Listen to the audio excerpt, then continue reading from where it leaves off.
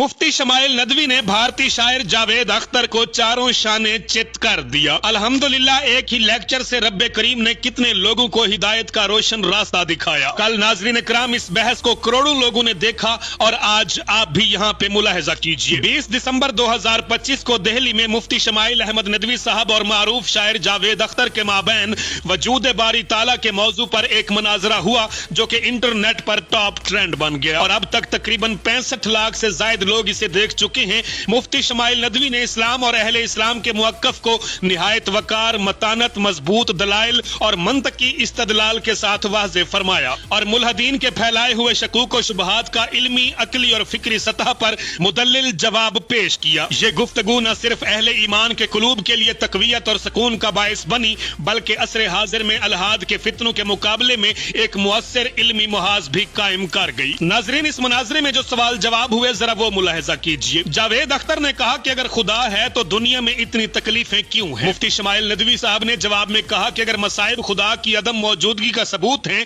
तो इंसाफ का मुतालबा करना फजूल है। मसाइब इस बात का सबूत है कि इंसान के अंदर सही और गलत का एहसास मौजूद है और ये खुदा की सबसे बड़ी निशानी है। फिर जावेद अख्तर ने कहा कि अगर ज्यादातर लोग किसी चीज को सच मान लेते हैं तो क्या वो सच हो जाती है? मुफ्ती शमाइल नदवी साहब ने कहा कि सच्चाई का तयन अक्सरियत से हो तो तारीख में कभी गलत नहीं हुआ। फिर गुलामी, नस्ल परस्ती और जबर को भी दुरुस्त समझा जाएगा क्योंकि उन्हें एक जमाने में अक्सरियत की हिमायत हासिल थी। जावेद अख्तर ने फिर सवाल किया कि अगर खुदा का कोई साइंसी सबूत नहीं है तो हम इस पर क्यों यकीन करें? जिसके जवाब में मुफ्ती साहब ने जवाब दिया कि हर चीज जो मौजूद है उसे लेबोरेटरी में दिखाने की जरूरत नहीं है।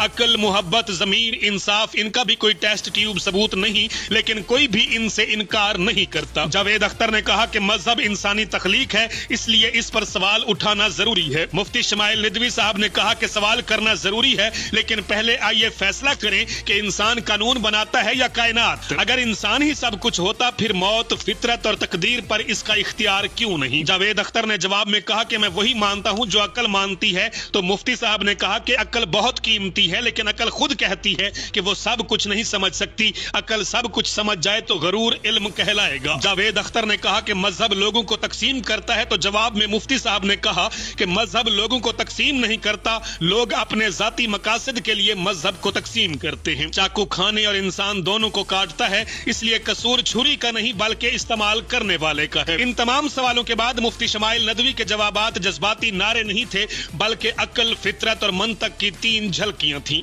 कोई ऊंची आवाज नहीं, कोई तंज नहीं, बस पुरसकून सवालात जिन्होंने उनकी तरदीद करने वालों को भी सोचने पर मजबूर कर दिया। ये कोई बहस नहीं थी, ये मंतक का पोस्टमार्टम था, जहां शोर नहीं था लेकिन अल्फाज भारी थे, जहां तालियां नहीं बल्कि खामोशी गवाही दे रही थी। मुफ्ती साहब ने साबित कर दिया, ईमान तो हम परस्ती नहीं बल्कि एक अकीदा है जो दलील के हर इम्तिहान पर पूरा उतरता है। इसे जवाब कहना एक मामूली बात होगी, ये सोच की रीढ़ की हड्डी को हिला देने वाली वजाहत थी। इस तरह की वजाहत का मकसद दलील जीतना नहीं बल्कि हकीकत को पेश करना है। शोर मचाने वाले और वजाहत करने वाले में यही फर्क है और आज वजाहत करने वाले ने बगैर किसी हंगामे के सब कुछ कह डाला।